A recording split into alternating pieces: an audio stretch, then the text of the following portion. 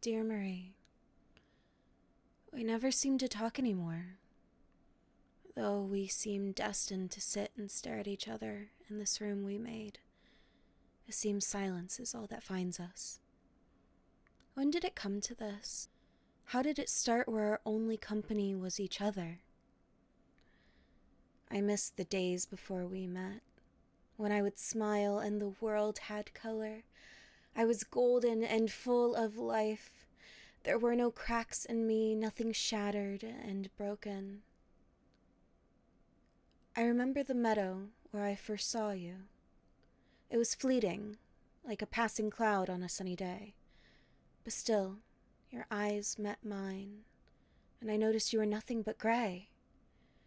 Gray, in a world of color, dark, in a world of light. It made no sense to me. Everything and everyone I knew was colorful. The reds, the blues, the purples. All the hues created this world I knew. All but you. A mystery. A dark shade wandering with no obvious revelations to be made. I wanted to know more. Should I have waited?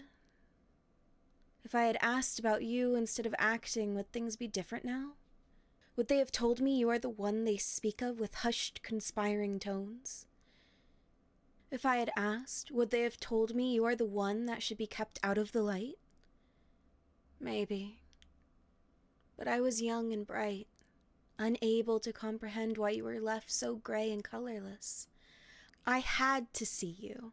I needed to help you. After all, why would one be so gray when surrounded by so much color and light? Don't you see? It was my purpose to help, Marie. I tried to help you, and now here we are. My world turned to gray. And for what? So we can sit here watching one another with looks of apathy and loathing? We are stuck. We're stuck. We are here in this room with nothing but walls and chairs just to stare at each other and find a way to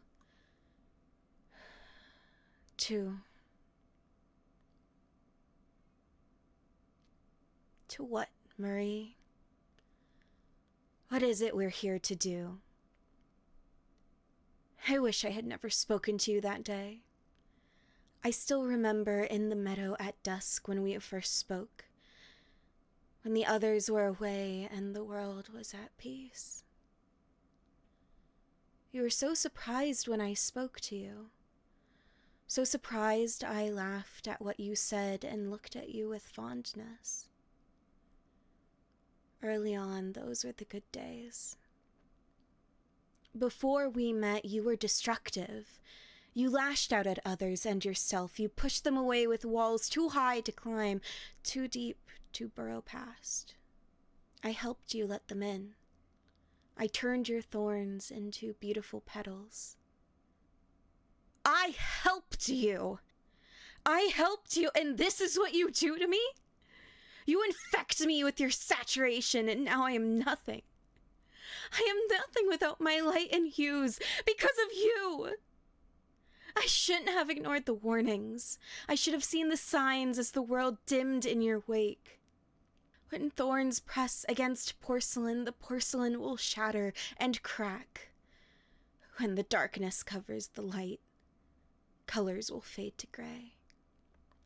But the funny thing is, when we started to talk, the gray had begun to fade from you. I saw who you were past the gray and gloom, and I saw you were golden too. Maybe it's simply that those who are golden fade faster than those of other hues. We are bright and luminous. It's easier for us to break and tarnish. I remember my making. When I came into the world, we are all given purpose. We all have our role. Mine was to make people happy, to fill the world with smiles and laughter, to be a beacon for those to seek on dark days. I I still wonder what your purpose had been, Marie. You had already been twisted into something else when we met. If I have to guess, you used to help shoulder the burdens of others. Instead of apathy as you are now, I bet you used to feel emotions so binding so others could breathe. Like Atlas shouldering the sky, you shouldered the weight of the world so everyone else could have peace. I still wonder what I will be twisted into. What does one like me become when they fall? Do you know, Marie? Answer me, Marie!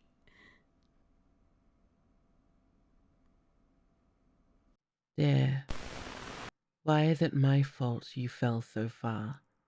I am not the one in charge of your actions, not a mother looking after a lost duckling. Your actions are your own. Your choices are yours to make. You speak of being golden, but you must have been blind to how you were nothing but bronze. Did you not think I knew I was tainted? That the world had left me tarnished and bruised like a once perfect apple? My sin had been shouldering too much. Like Icarus, I pushed too far and fell from so high. If you had listened to those hushed words, you would have known I wore a grey of mourning, a retirement of my own design, not meant for those of our kind. Yet you called me. You sought me out.